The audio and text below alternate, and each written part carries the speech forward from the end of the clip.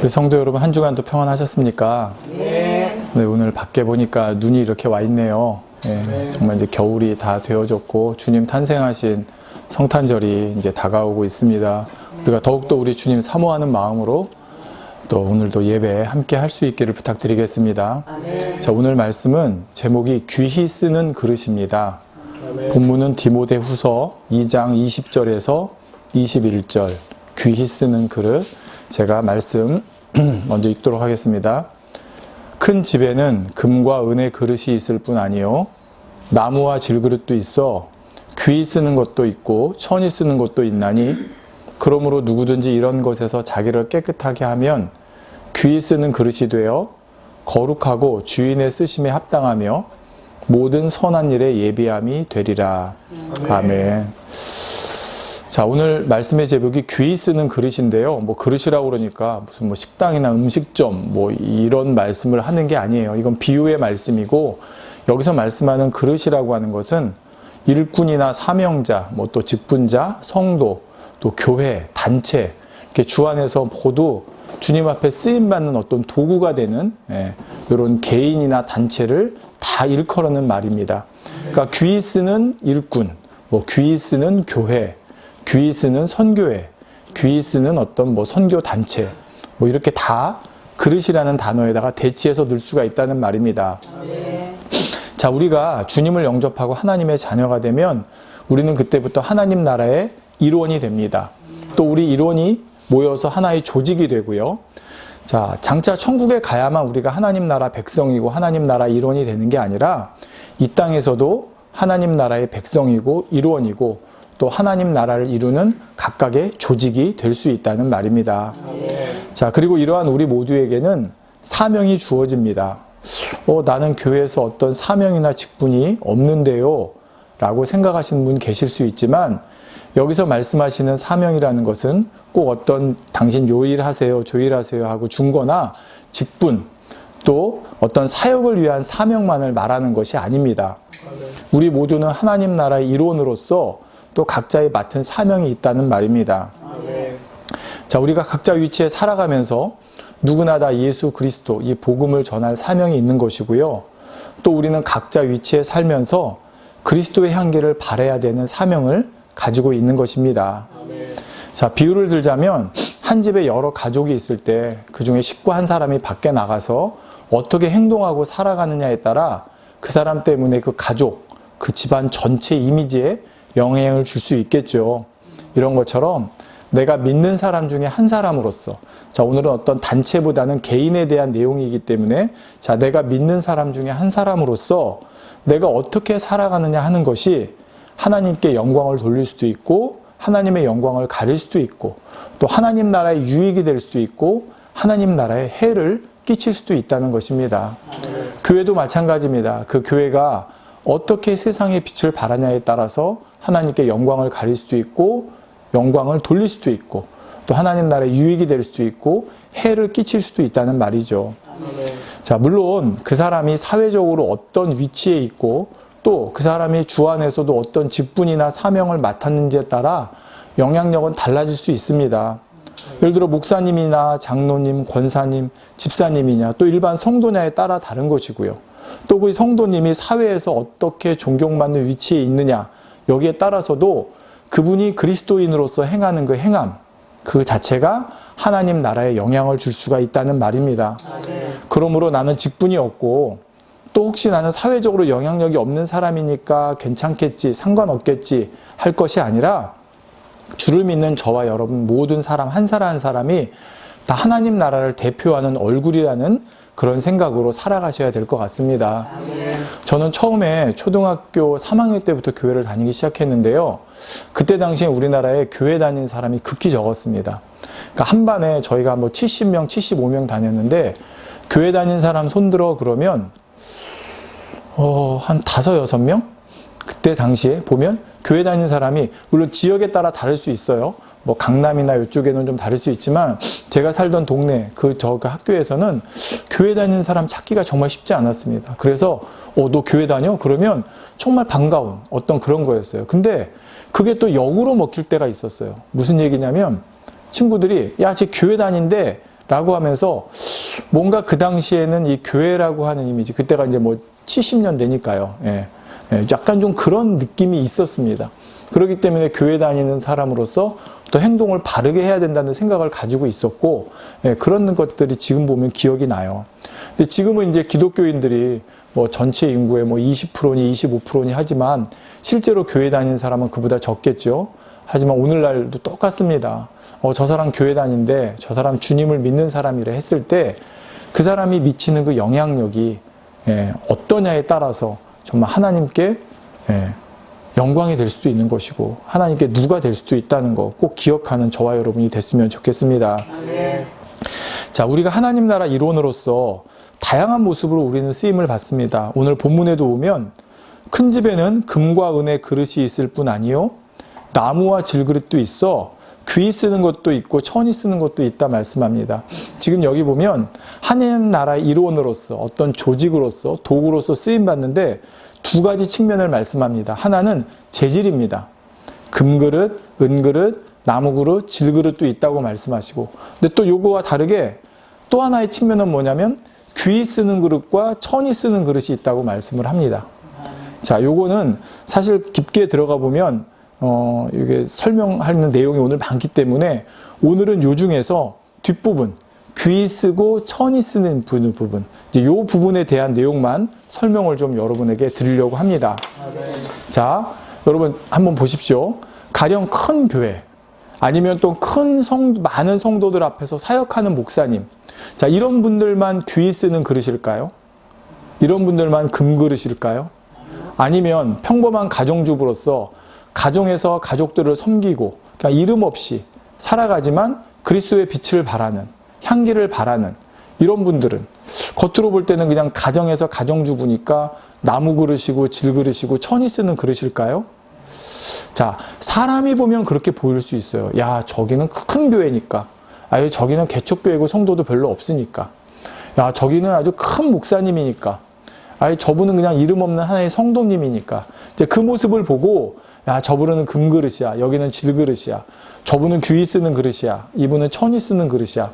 이렇게 사람은 생각할 수가 있다는 말입니다. 근데 하나님의 기준은 다를 수 있다는 거예요. 자, 많은 사람 앞에서 영향력이 있으면서 나는 예수 믿습니다 라고 자랑했지만 정작 하나님의 영광을 나타내지 못하는 삶을 산 사람과 겉으로 볼 때는 별 볼 일 없어 보이지만 정말 가족과 주변 사람들로부터 야, 저 사람은 하나님 믿는 사람이야. 정말 저런 사람이 하나님 믿는 사람이구나. 이렇게 칭찬받으며 산 사람과 누가 더 하나님 편에서 보실 때 더 귀하다 하시겠습니까? 답은 나오지 않겠습니까? 자, 오늘 말씀을 통해서 우리가 어떤 재질로 만들어졌냐에 상관없이 정말 하나님 나라에 귀하게 쓰임받는 그릇이 되려면 어떻게 해야 되는지 오늘 말씀을 통해 한번 살펴보려고 합니다. 저와 여러분 모두가 이렇게 하나님 나라에서 귀하게 쓰임받는 정말 하나님 나라의 일원으로서 귀히 쓰임받는 복되고 아름다운 그릇이 될 수 있기를 주님의 이름으로 기원드립니다. 자, 우리가 하나님 앞에 귀하게 여김받고 귀하게 쓰임받는 그릇이 되려면 자, 요거는 어떤 뭐 전제 조건이라기보다는 저와 여러분이 한번 알고 들어가야 되는 거기 때문에 첫째, 그릇의 재질과 상관없이 쓰일 수 있다는 사실을 먼저 저와 여러분이 알아야 되겠습니다. 다시 말씀드립니다. 그릇의 재질과 상관없이 누구든지 하나님 앞에 귀히 쓰일 수 있다는 거예요. 자, 그릇 중에는 금그릇, 은그릇, 나무그릇, 질그릇 있다고 그랬는데 세상에서는요, 금그릇을 가장 귀한 것으로 씁니다. 그렇게 가치를 쳐요. 예를 들어 뭐 임금님의 수라상에 올라가는 그릇들은 다 귀한 그릇을 올리지 않겠습니까? 거기다 나무그릇, 질그릇 올리진 않겠죠. 이렇게 세상에서는 어떤 그 그릇의 재질만으로 그 그릇의 가치를 정하는 경우가 많다는 말입니다. 오늘날 뭐 우리나라에도 이런 말이 나오면 안 되지만 흙수저니 금수저니 왜 이런 말이 나옵니까? 아무리 노력해도 타고난 그 배경의 한계를 넘을 수 없기 때문에 이런 말이 나오지 않겠습니까? 자, 그렇다면 주 안에서는 어떨까요? 주 안에서도 금수저가 있고 주 안에서도 흙수저가 있을까요? 주 안에서도 누구는 금그릇으로 정해져 있고 누구는 질그릇으로 정해져 있을까요? 자, 고린도전서 1장 26절에서 29절을 보겠습니다. 형제들아, 너희를 부르심을 보라. 육체를 따라 지혜 있는 자가 많지 아니하며 능한 자가 많지 아니하며 문벌 좋은 자가 많지 아니하도다. 그러나 하나님께서 세상에 미련한 것들을 택하사 지혜 있는 자들을 부끄럽게 하려 하시고 세상에 약한 것들을 택하사 강한 것들을 부끄럽게 하려 하시며 하나님께서 세상에 천한 것들과 멸시받는 것들과 없는 것들을 택하사 있는 것들을 폐하려 하시나니 이는 아무 육체라도 하나님 앞에서 자랑하지 못하게 하려 하심이라 말씀하고 있습니다. 자, 이 말씀을 보면 그냥 겉으로 볼 때 야, 있는 사람, 강한 사람, 뛰어난 사람, 이런 사람이 하나님 나라에서 귀하게 쓰임받는 게 아니라 하나님께서 오히려 말씀하죠. 약한 자, 그 다음에 미련한 자, 천한 자, 멸시받는 자, 없는 자들, 이런 사람들을 택해서 오히려 하나님 나라에서 쓰신다고 말씀하고 있습니다. 그 이유가 뭐라고요? 누구도 내가 하나님 앞에서 내가 했다고 자랑하지 못하게 하려고 말입니다. 자, 주 안에서 세상적으로 볼 때 물론 지혜 있고 능력 있고 문벌 좋은 사람들이 있습니다. 그분들이 얼마든지 귀하게 쓰임받는 경우들이 있죠. 감사하죠. 그렇지만 이 말씀의 앞절인 고린도전서 1장 25절에 보면 하나님의 미련한 것이 사람보다 지혜 있고 하나님의 약한 것이 사람보다 강하니라 말씀합니다. 우리가 주 안에서 하는 일은요, 내 힘과 내 능력으로 하는 일이 아닙니다. 하나님, 오직 우리 주님의 능력과 주님의 지혜로 하는 것입니다. 그렇기 때문에 하나님께서는 세상에 능력 있는 자들을 데려다 쓰시는 것이 아니라 오히려 세상에 능력 있고 없는 자들을 데려다 하나님의 능력으로 쓰신다는 말입니다. 그러니까 우리가 나는 금그릇이 아니야. 나는 타고날 때부터 똑똑하지도 않고 배운 것도 없고 가진 것도 없어. 능력도 없어. 라고 할 것이 아니라는 말입니다. 아무리 그렇지 않다 하더라도 하나님이 데려다가 주 안에서 하나님의 능력과 지혜를 주셔서 쓰시면 된다는 거예요. 오죽하면 사도 바울은 주님을 아는 것 이외의 모든 것을 다 배설물로 여긴다고까지 했겠습니까? 그는 바로 주 안에서 자신이 쓰임받는 것은 자신이 주님을 만나기 이전에 쌓았던 지식이나 능력 때문이 아니라 오직 주님의 능력으로 쓰임받는다는 걸 알았기 때문에 이제부터 내가 오직 주님을 아는 가장 고상한 지식을 얻기 위해서, 주님을 얻기 위해서 세상에서 자기가 가지고 있던 모든 것을 배설물로까지 여긴다고 하는 것입니다. 저와 여러분이 주님 앞에 쓰임받는 가장 첫 번째 조건이 바로 이것입니다. 내가 가진 모든 것, 내가 알고 있는 것, 내가 쌓아온 것, 내가 잘났다고 생각했던 혹여 세상에서 이 모든 것들이 주님 앞에는 아무것도 아닙니다라는 자세가 되어져야지 하나님 나라에서 귀하게 쓰일 수 있는 거예요. 내가 세상에서 이렇게 똑똑해, 이렇게 좋은 학교 나왔고 좋은 직장 다녔고 많이 배웠고 가진 거 많고 그러니까 내가 교회 안에 주 안에 들어와서도 이렇게 귀한 나를 알아보고 날 써줘야지, 이제 이런 마음을 가지는 것 자체가 하나님 앞에는 아무 소용이 없다는 거예요. 저도 이런 마음을 가지지 않는다고 했지만 지금 와서 돌아보면 예전에 그런 마음들이 좀 있었던 것 같아요. 내가 세상에서 이렇게 배웠는데, 내가 세상에서 이렇게 뛰어난 어떤 분야가 있었는데 내가 주 안에서 이렇게 쓰임받으니 좀 뭔가 그것 때문에 내가 우쭐해지는 것?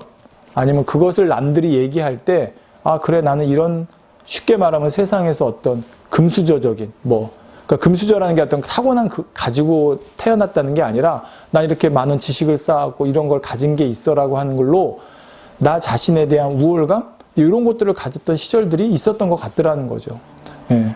근데 그게 다 깨어져야지만이 정말 주님 앞에 내가 세상에서 배운 지식도, 내가 세상에서 잘났다고 하는 것도, 하다못해 세상의 인맥이나 배경이나 모든 것들도 정말 주님 앞에서는 아무 소용이 없구나. 이 마음이 되어져야 아버지께서 쓰실 수 있는 그런 준비 조건이 된다는 것입니다. 여러분, 모세를 하나님께서 부르실 때 애굽의 왕자로 있을 때 부르신 게 아니에요. 그의 뛰어난 학식과 어떤 무예와 능력과 어떤 배경과 백그라운드, 이걸 가지고 이스라엘 백성들을 출애굽시킨 게 아니라는 말입니다. 만약에 그런 게 필요했으면 하나님께서 모세를 애굽의 왕자로 있을 때 계시해서 불렀겠죠. 모세야, 사실은 내가 이런 하나님이고 쫙 가르쳐줘서 네가 지금 애굽의 왕자가 아니냐. 그러니 너의 가진 그 능력과 너의 가진 그 배경과 권세를 가지고 내 백성들을 출애굽시켜라. 이렇게 하실 수도 있죠. 근데 그게 아니었다는 거예요. 오히려 40년 동안 광야에서 나는 아무것도 할 수 없습니다. 라고 하는 이 마음 자세. 예, 정말 내가 애굽의 왕자로 살았던 시절의 모든 걸 다 잊어버릴 만큼 그런 세월이 지났을 때 하나님께서 부르시죠. 나는 아무것도 아니고 아무것도 할 수 없어요. 자, 왜 이때 부르셨습니까? 그래야지만이 모세가 하나님의 능력만 의지하기 때문이에요. 아멘. 여러분 한번 생각해 보세요. 모세가 아직도 자기를 의지하려고 했을 때 모세를 불러서 출애굽시키려고 그러면 애굽에 가서 야, 내가 사실 예전에 이렇게 여기 왕자였어. 지금 왕하고 내가 이렇게 친분이 있어. 근데 그걸 가지고 어떻게 협상을 해보고 풀어보려고 했을 거예요. 근데 그렇게 해서는 출애굽을 못 시켜요. 예. 만약에 모세가 그런 마음이 조금이라도 있으면 안 된다는 거죠. 모세는 철저히 내려놓고 정말 하나님만 의지해서 지팡이 하나 들고 가지 않습니까? 요셉도 마찬가지예요. 요셉이 여러분 한번 생각해 보십시오. 예. 요셉이라는 인물이 애굽의 총리가 되었죠. 애굽의 총리가 되었는데 하나님께서 요셉을 애굽의 총리로 만드실 때 예, 그냥 하나님께서 뚝딱해서 그를 데려다가 애굽의 총리로 만드신 게 아니에요. 예, 정말 바닥에서부터 예, 정말 다 그 야곱의 그 가장 사랑받는 아들로서 정말 귀히 여김받고 어떻게 보면 손에 물 하나 묻히지 않는 예, 이런 삶을 살 수 있었던 그를 정말 바닥에서 노예로 예, 종으로 또 어떤 감옥에서 이런 시절을 보내게 하심으로 인해서 그가 자기의 어떤 그 우월한 마음이라든지 내가 이런 사람이다 잘났다 어떤 자기를 좀 자기를 어떻게 위하는 이런 마음들 다 버리게 하시고 예, 그리고 나서 아버지가 쓰시죠. 그렇지만 여러분 여기서 또 하나 중요한 게 있어요. 그러면서도 하나님께서는 세상에서 익히고 배우게 하시더라는 거예요. 여러분 모세도요. 출애굽한 200만의 백성을 이끌어갈 때 하나님의 능력으로 이끌어갔지만 그러면서도 그가 또 애굽에서 배웠던 어떤 군사의 조직이라든지 이런 부분들 얼마든지 이게 또 유용하게 하나님 나라에 쓰일 수 있어요. 요셉도 마찬가지예요. 시위대장 집에서 총무로 일하면서 감옥에 있으면서 그가 거기서 배우고 익혔던 부분들이 나중에 총리가 됐을 때 유용하게 쓰였다는 거예요. 이건 무슨 얘기냐? 내가 세상에 가진 것들을 가지고 하나님의 일을 하려고 내 능력으로 하려고 할 때는 그게 오히려 하나님의 일에 장애물, 방해물이 되지만 내가 가진 모든 걸 다 내려놓고 하나님 능력만 의지해서 가겠습니다 했을 때는 내가 세상에서 쌓았던 것이 하나님 나라를 이루는데 도움이 될 수도 있다는 말입니다. 그렇지만 내가 먼저 내가 세상에서 가졌던 것과 내 능력을 먼저 의지하려고 그러면 도움이 아니라 반드시 방해물, 장애물이 된다는 걸 여러분 꼭 기억하시기 바랍니다. 자, 따라서 우리가 세상에서 어떤 걸 익히지 말고 배우지 말고 쌓지 말라는 것이 아니에요. 그것이 나의 영광과 나의 유익을 위한 것이냐 아니면 하나님의 영광과 하나님의 나라를 위한 것이냐 거기에 따라서 그 가치가 정해진다는 사실을 저와 여러분은 좀 꼭 기억을 하셨으면 좋겠습니다. 그렇지만 오늘 첫 번째에서 제가 드리고 싶은 말씀은 무엇이냐? 저와 여러분이 나 세상에서 이렇게 능력 없는 사람이야. 나 배움도 없는 사람이야. 가진 거 없는 사람이야. 나 쌓은 거 없는 사람이야. 배경도 없어. 나 인맥도 없어. 자, 이런 건 전혀 중요하지 않다는 거예요. 하나님께서 오히려 부르실 때 여러분 구약의 선지자들 보면 예, 뭐 이렇게 농부를 부르시고요. 예, 이렇게 부르셨고 신약에서도 보면 예수님께서 제자 부를 때 어부 부르셨고요. 예, 이렇게 뭘 세상적으로 뛰어난 사람을 부르신 게 아니라는 겁니다. 그러므로 우리가 하나님 앞에 나 귀히 쓰임 받고 싶은데 나는 뭐 가진 게 없고 쌓은 게 없고 난 잘난 게 없어서가 아니라 내가 하나님께 모든 걸 맡기고 하나님의 능력으로 즉 내게 능력 주신 자에서 내가 모든 걸 할 수 있습니다. 사람으로는 할 수 없지만 하나님으로는 다 하실 수 있습니다. 이 믿음으로 나아가는 자세가 내가 하나님 앞에 귀하게 쓰임받는 그릇이 되는 첫 번째 기준이라는 것을 꼭 기억할 수 있는 저 여러분 모두가 되었으면 좋겠습니다. 저도 하나님 앞에 쓰임받는다고 하고 사역한다고 했지만 지금 최근에 2, 3년을 저는 오히려 이 시간을 보내면서 정말 내 능력으로 할 수 있는 게 아무것도 없구나.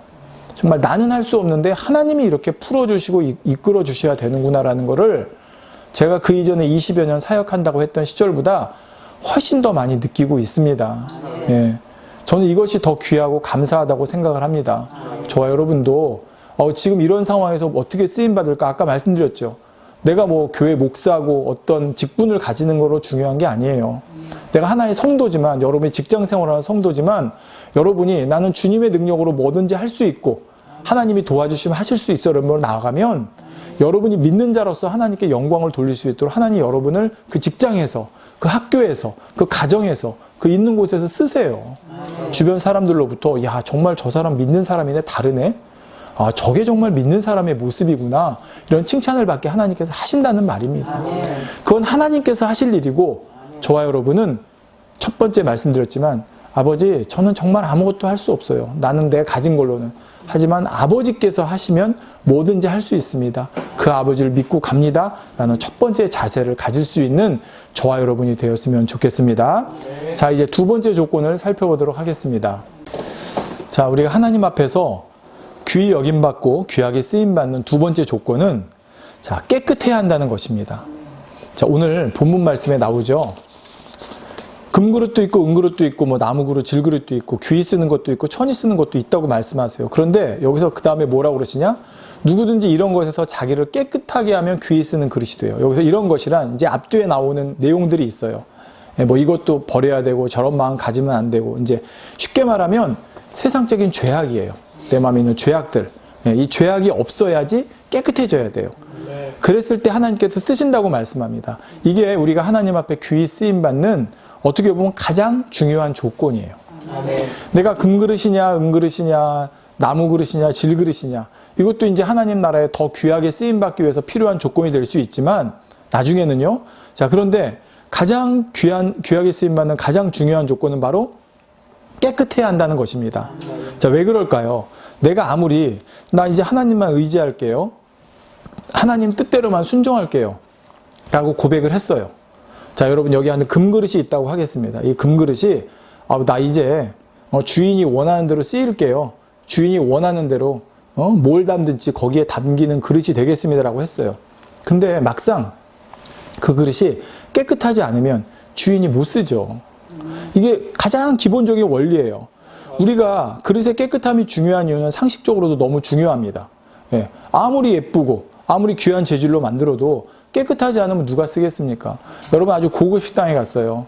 그냥 금으로 된 그릇에다가 여러분 물을 담아줬어요.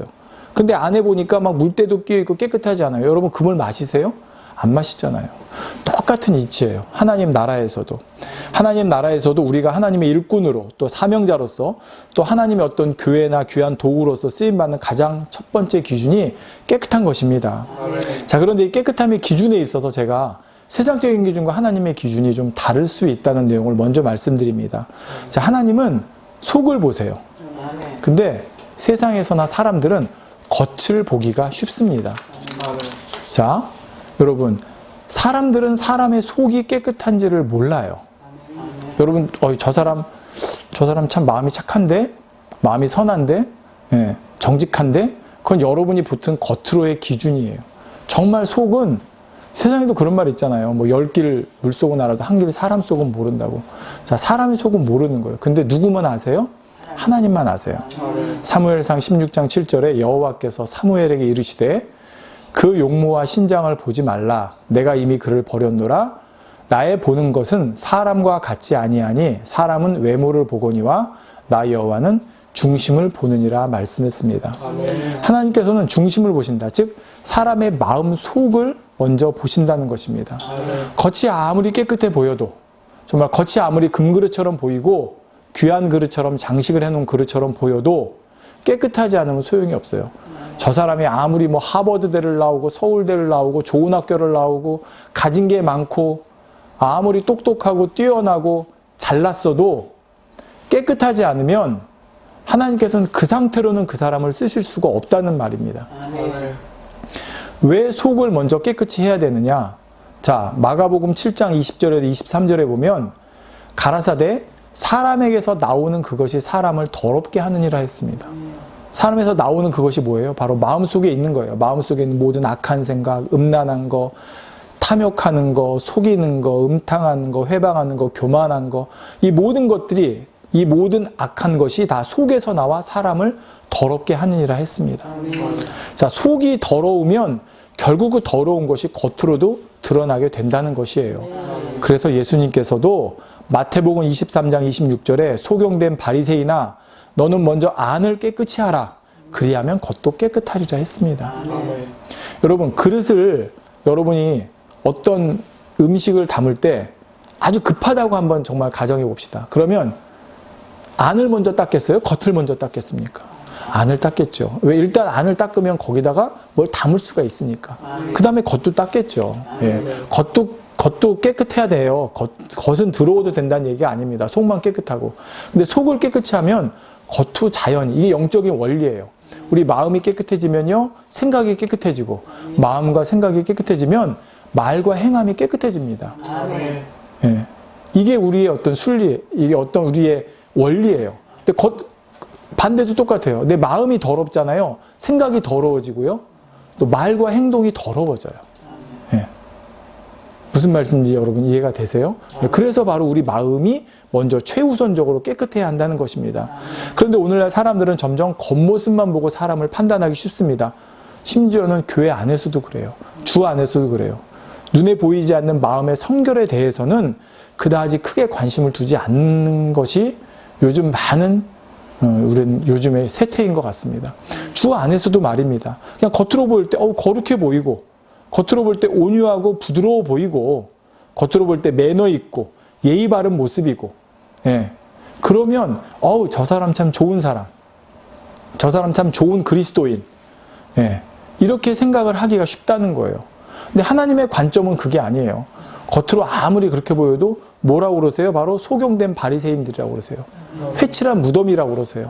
겉은 깨끗하지만 속은 더러움. 이게 오히려 하나님 앞에 정말 하나님께서 싫어하시는 것이고 쓰일 수가 없는 거라는 말입니다. 자, 구약이든 신약이든 하나님께서는 우리에게 마음의 깨끗함을 먼저 말씀하고 계십니다. 예레미야 4장 4절에 유대인과 예루살렘 거민들아, 너희는 스스로 할례를 하여 너희 마음 가죽을 베고, 이 마음 가죽을 베라는 게 바로 그거예요. 우리 마음에 있는 죄악을 버리라는 거예요. 예.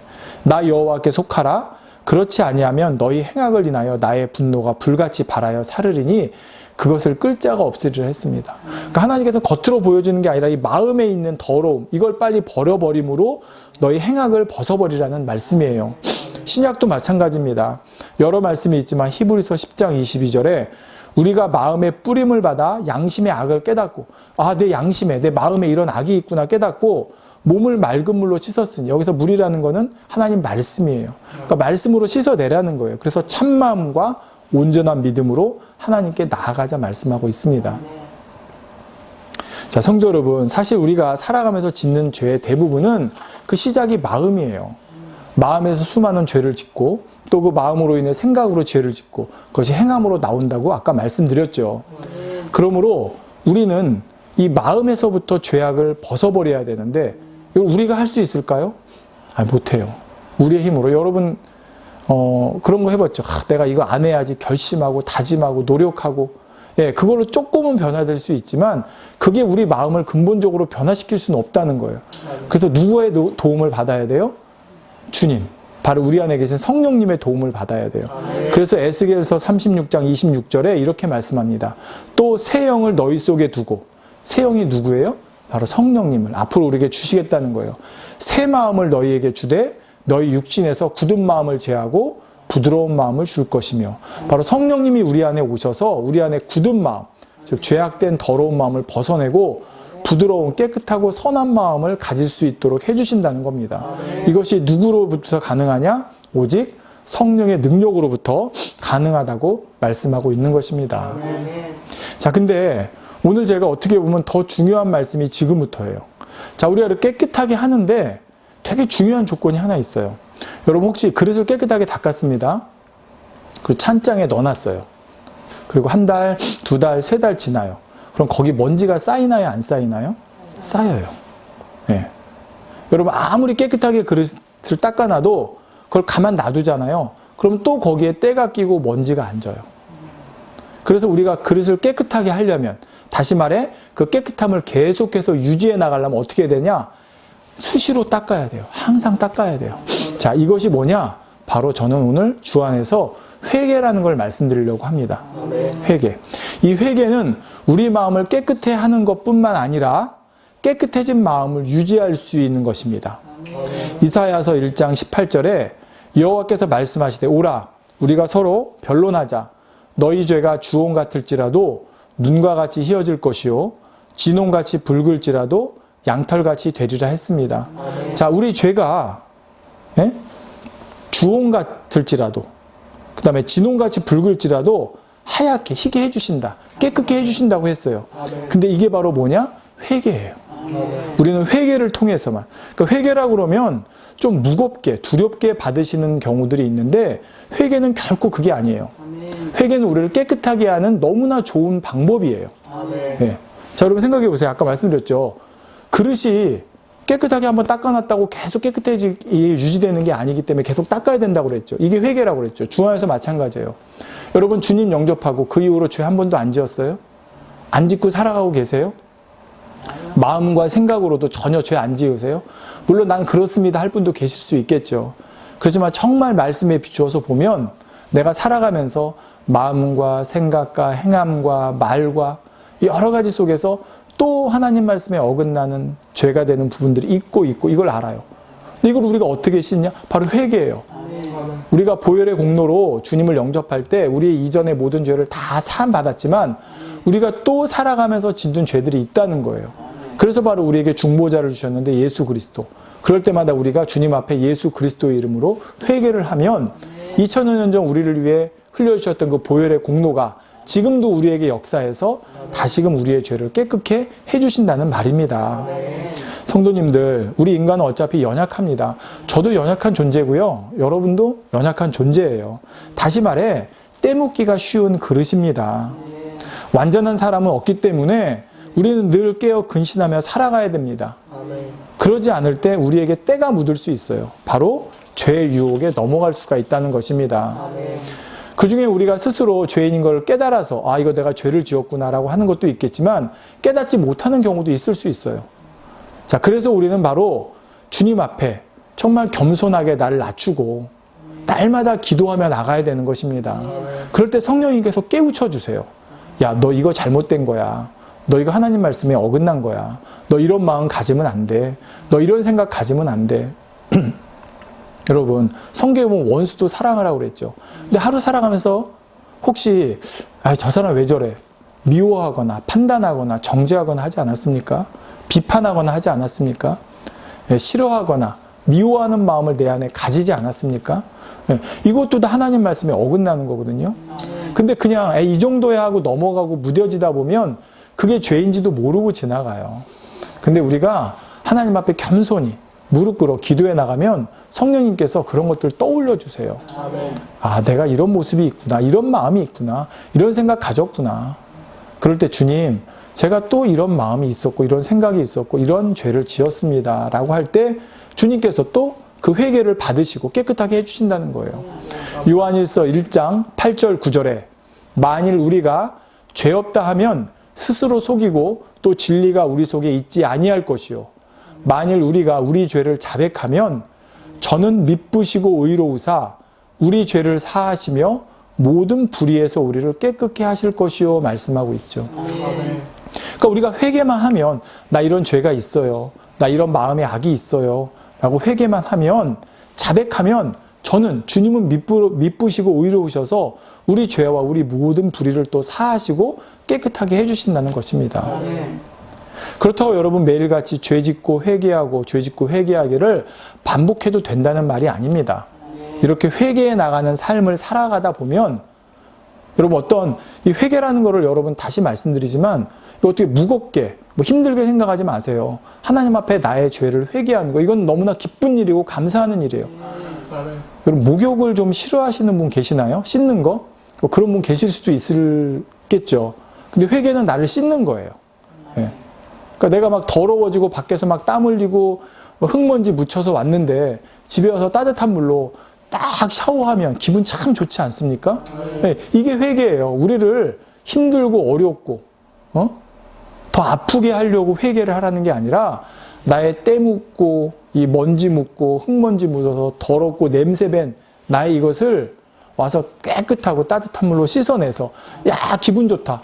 여러분 회개하고 나면 하나님 앞에 정말 마음이 개운해지고 행복하고 평안해지잖아요. 그걸 하라는 거. 꼭 그렇다고 눈물 콧물 흘리는 회개만 회개가 아니라 정말 아까 말씀드린 대로 아버지 하고 무릎 꿇어 정말 겸손히 날 내려놓으면 회개하는 심령이 되어져요.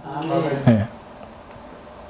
자, 이렇게 우리가 날마다 회개하는 삶을 살아갈 때 나를 죄로 이끄는 근본적인 마음의 죄의 뿌리까지도 뽑아낼 수 있게 되는 것입니다. 그럴 때 다시는 그 죄에 빠질 수 않게 되는 것이죠. 자, 그렇다고 나 이렇게 죄의 뿌리까지 뽑았으니까 괜찮겠지 하면 안 돼요. 자, 늘 말씀드리지만 우리가 이 땅에서 이 육신을 입고 사는 동안에는 죄성, 원죄라는 것이 내 안에 있기 때문에 내가 설령 자범죄를 짓지 않고 살아가는 사람이라도 내 스스로 내가 고의적으로 어떤 죄를 짓지 않고 살아가는 사람이라 할지라도 내 안에는 근본 내재되어 있는 원죄가 있기 때문에요. 주님 다시 뵙는 그날까지 늘 성령의 능력을 의지하며 살아가지 않으면 어느 순간 방심할 때 우는 사자와 같이 마귀가, 원수 마귀가 와서 우리를 표적으로 삼으려고 한다는 것입니다. 다시 말씀드려요. 나는 이렇게 죄 안 짓는 것 같은데 나는 고의적으로 어떤 내가 임의대로 내가 이렇게 알면서 어떤 죄를 안 짓습니다라고 하는 분이 계실 수 있어요. 그렇죠. 하나님 말씀대로 살아가니까. 그럼에도 불구하고 나는 이 몸에 육신이라고 하는 이 죄성을 가진 몸을 가지고 있기 때문에 언제든지 방심하면 원수마귀 사단의 표적이 될 수 있다는 걸 알아야 된다는 말입니다. 여러분, 원수마귀 사단이 노리는 가장 첫 번째 표적은요, 큰 죄를 지은 사람이 아니에요. 그냥 큰 죄를 지은 사람은 아예 그냥 놔두면 어차피 그 사람은 계속 죄 가운데로 가니까. 원수마귀 사단이 노리는 첫 번째 표적은 큰 죄를 지은 사람이 아니라 회개하지 않은 사람이라는 말이 있습니다. 내가 아무리 조그만 죄라도 죄를 죄로 여기지 않고 이걸 갈 때 원수마귀 사단이 와서 속삭이는 거죠. 맞아. 그 정도는 괜찮아. 그러니까 표적이 되는 거예요. 그래서 그게 점점 커지고 우리나라도 그러죠. 바늘도둑이 소도둑 든다고. 원수마귀가 하는 거는 소도둑을 갖다가 꼬시는 게 아니에요. 이미 그는 소도둑이 됐으니까. 바늘도둑을 꼬시는 거. 그러면서도 자기가 도둑이라고 생각하지 못하는 자를 노리는 게 바로 원수마귀가 한다는 것입니다. 그러므로 저와 여러분이 하나님 앞에 귀하게 쓰임받는 깨끗한 그릇이 되려면, 여러분 제가 자주 말씀드리는 다윗도 그러잖아요. 다윗도 어떻게 보면 너무나 큰 죄를 지었어요. 정말 때를 묻힌 그릇이었죠. 예. 그렇지만 그가 회개했을 때 하나님께서 그를 지금도 이스라엘에서 가장 위대한 왕으로 치는 그런 도구로 하나님께서 쓰셨던 걸 볼 수가 있지 않습니까? 이렇게 저와 여러분이 하나님 앞에 귀히 쓰임받는 그릇이 되기 위해서는 나를 깨끗하게 해야 되는데, 나를 깨끗하게 하는 거는 내 마음에 있는 죄악들까지도, 여러분 행함으로 짓는 죄 말고요, 마음과 생각에 있는 것도 성경 읽어보면 다 죄라고 나와요. 그것들을 하나하나 말씀을 읽으면서 날 비춰보면서 그러면서 하루하루 살아가면서 거기에 어긋나는 것들을 정말 기쁘고 감사한 마음으로 회개하는, 여러분 저 씻으러 들어갈 때 기쁘게 들어가거든요. 예, 샤워하러 들어갈 때 기쁘게 들어가요. 마찬가지예요. 하나님 앞에 회개의 심령으로 나올 때도 애통하는 심령으로 나가는 거 맞지만 그 회개를 통해서 정말 기쁘고 감사하고 행복한 심령으로 변화될 수 있다는 것을 믿으시고 나가는 저와 여러분이 되었으면 좋겠습니다. 그럴 때 하나님께서 저와 여러분 귀하게 쓰실 줄로 믿습니다. 지금 코로나 전국도 마찬가지입니다. 하나님께서 분명히 이건 우리 이 나라의 기독교에 축복 주시려고 허락하신 거라고 저는 생각을 해요. 이 시간을 통해서 믿음이 더 좋아졌다는 분들이 많습니다. 근데 그분들 얘기를 들어보면 대부분이 다 회개를 했대요. 뭐를? 예전에 감사하지 못했던 거, 예전에 더 열심히 내지 못했던 거, 하나님의 은혜를 더 깨닫지 못했던 거, 이것들을 오히려 회개를 했대요. 그랬더니 더 기쁘고 감사하고 믿음이 더해지고 신앙이 더 충만해지고 좋아졌다고 말을 합니다. 저 이것이 아버지께서 우리에게 원하시는 이 코로나 사태를 통해서 주신 축복이라고 생각합니다. 저와 여러분도 지난 시간에 말씀드렸잖아요. 내가 하나님 앞에 더 충성할 걸, 교회 나갈 수 있을 때 더 열심히 나가고 충성하고 헌신하고 내가 기도하고 더 감사할 걸, 그러지 못했던 걸 저와 여러분이 하나님 앞에 회개해 나갈 때 저와 여러분 하나님 앞에 더 깨끗한 그릇이 되어지는 거예요. 그럴 때 하나님께서 반드시 우리나라의 기독교, 우리 크리스찬들을 통해서, 교회들을 통해서, 저와 여러분을 통해서 하나님께서 영광 받으실 날이 올 줄로 믿습니다. 자, 결론을 말씀드리겠습니다. 성도 여러분, 제 어릴 적 얘기인데요. 좀 부끄러운 얘기가 될 수도 있지만 제가 어렸을 때예요. 초등학교 때인데 외가댁에 가면 가끔 몰래 먹는 게 있었어요. 뭐였냐면 그 외할아버지가 담으신 포도주가 있었어요. 제가 어떤 기회에 외할아버지가 그 포도주를 이렇게 담으셔가지고 깨끗한 유리병에다 담으셔서 그걸 이렇게 담은 걸 이렇게 한번 떠서 주셨는데 뭐 술 맛을 알아서라는 그런 의미가 아니라 너무 달고 이게 맛있는 거예요. 예, 그 포도주가. 예, 그때 당시에 포도주라고도 생각 못했죠. 그때는 술이라고 생각 못하고 주시니까 먹었는데 너무 단 거예요. 그래서 그 다음부터 외가댁에 가면 그 찬장에 있는 그거를 꺼내가지고 이렇게 예, 숟가락으로 이렇게 해가지고 먹었던 기억이 납니다. 근데 그걸 볼 때 여러분 뭐가 있었냐면요. 그 유리 그릇에다가 이렇게 유리병 같은 데 담았는데 그 빛이 여러분 포도주 빛 그거 아세요? 정말 그 그냥 보랏빛의 그 영롱한 너무 그게 밝게 막 그 빛나는 그거예요. 근데 여러분 그렇게 빛날 수 있었던 이유가 뭐예요? 깨끗한 유리 그릇이어서 그랬어요. 네, 깨끗한 유리 그릇이어서. 제가 말씀드리려는 게 뭐냐면 제가 어렸을 때 이렇게 포도주를 먹어봤습니다. 이걸 말씀드리려는 게 아니에요. 고린도후서 4장 7절입니다. 지난 시간에도 이 말씀 드렸어요. 저 이 말씀이 너무 좋아요. 우리가 이 보배를 질그릇에 가졌으니 이는 능력의 힘이 큰 것이 하나님께 있고 우리에게 있지 아니함을 알게 하려 함이라 했습니다. 자, 보배가 누구예요? 우리 주님이에요. 질그릇이 누구예요? 저예요. 질그릇인 우리 안에 보배인 예수 그리스도가 담겨 있어요. 비유가 좀 어떻게 적당할지 모르겠지만 너무나 영롱하고 깨끗한 그 유리병 안에 포도주가 담겨 있을 때 그 빛이 너무나 정말 너무 보기 좋았어요. 어린 제 눈에도. 근데 맛도 좋았고요. 근데 늘 보면 할아버지가 그거 이렇게 꺼내서 이렇게씩 뜬 다음에는 뚜껑을 닫은 다음에요. 또 겉을 또 닦아요. 이렇게 막 닦아서 이렇게 넣어 놓으시는 걸 봤습니다. 자, 그릇을 깨끗하게 해 놓으니까 그 안에 들어있는 내용물인 포도주가 예. 여러분 아내를 갖다가 만약에 더럽게 해놓고 포도주를 담으면 어떻게 되겠어요? 안 되겠죠. 그게 예, 안에 어떤 균이 들어가고 이러면 안 되겠잖아요. 겉에도 마찬가지예요. 늘 닦으시는 모습을 봤습니다. 저는 그 모습을 요번에 이 말씀 준비하면서 떠올려 봤어요. 저와 여러분 다 질그릇 같은 존재이죠. 그런데 우리 안에 바로 보배이신 주님을 모시고 삽니다. 성령님께서 우리를 성전 삼고 계신 것입니다. 어디 하나 잘난 것 없고 오히려 너무나 천하고 보잘것없는 질그릇이었는데 그 안에 우리 주님께서 계시기 때문에 그로 인해 저와 여러분도 존귀한 존재가 될 수 있는 것입니다. 그런데 우리 주님을 안에 모시고 있는 주님을 정말 빛나게 해드리려면 어떻게 해야 돼요? 내 안도 깨끗이 해서 주님을 담아야 되는 것이고 겉도 깨끗이 해야 되는 것입니다. 예, 그럴 때 정말 남들이 봤을 때 야 정말 빛나는 너무나 아름답다라고 할 수 있는 것이죠. 예. 갈라디아서 2장 20절에 사도 바울이 이렇게 고백했습니다. 내가 그리스도와 함께 십자가에 못 박혔나니 그런즉 이제는 내가 산 것이 아니요 오직 내 안에 그리스도께서 사신 것이라. 이제 내가 육체 가운데 사는 것은 나를 사랑하사 나를 위하여 자기 몸을 버리신 하나님의 아들을 믿는 믿음 안에서 사는 것이라 했습니다. 성도 여러분, 우리가 지금 이 육체 가운데 삽니다. 이 몸을 입고 삽니다. 나를 위해 살지 않는 저와 여러분이 됐으면 좋겠습니다. 내 몸의 영광, 나의 자랑, 나의 부귀, 나의 안위를 위해서 사는 게 아니라 나라고 하는 이 존재가, 이 도구가, 이 그릇이 나를 위해서 남들에게 자랑하고 잘 보이고 그렇게 살려는 것이 아니라 내 안에 담겨 계신 예수 그리스도를 빛내게 하기 위해서 사는 삶을 살았으면 좋겠습니다. 제 이전의 삶을 정말 저도 회개를 합니다. 예전에 이 안에 주님을 모시고 살고 성령님을 모시고 살아서 그렇게 한다고 했지만 결국 돌아보니까 정말 내 그릇이 잘났다고 내 그릇이 이렇게 빛난다고 이거 봐달라고 그런 마음이 있었다는 저의 모습을 발견하게 됩니다. 그럴 때 하나님의 방법이 뭐예요? 제 그릇이 질그릇이라는 걸 깨우쳐 주시는 거예요. 너 봐. 넌 결국 질그릇이야. 정말.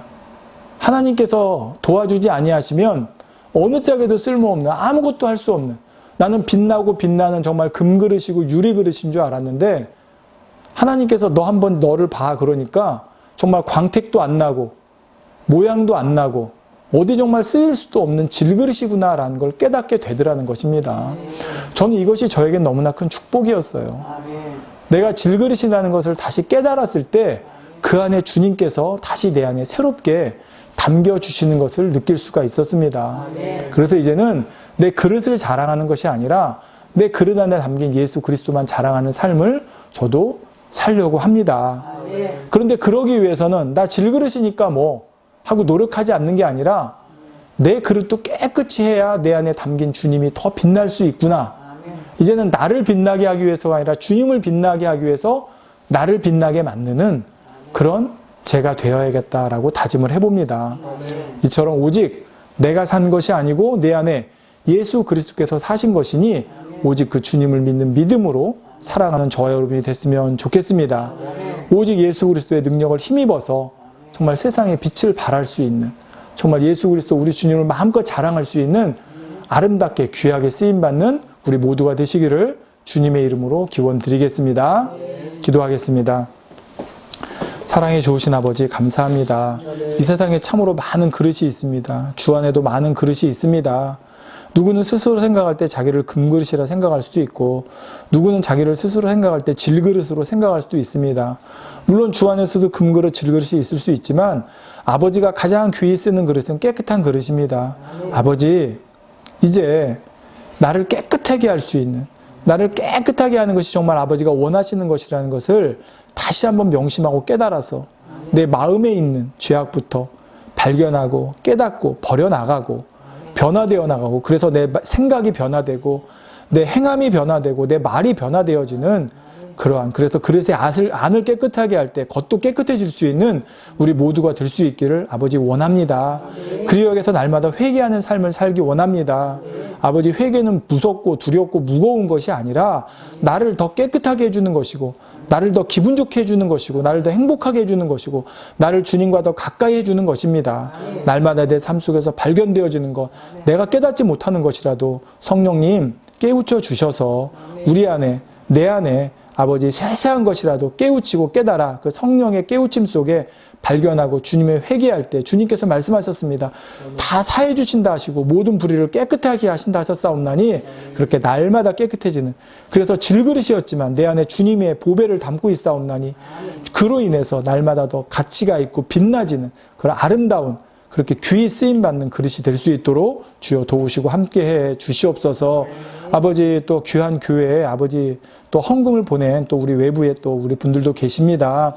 아버지, 그분들 기억해 주시고 아버지 또 말씀에 은혜 받고 그걸 통해서 더 능력받을 수 있도록 도와주시고, 심은 손길에도 아버지가 축복의 축복으로 갚아주시고 아버지의 뜻 가운데 가장 아름다운 길로 인도해 주시기를 원합니다. 주여 감사합니다.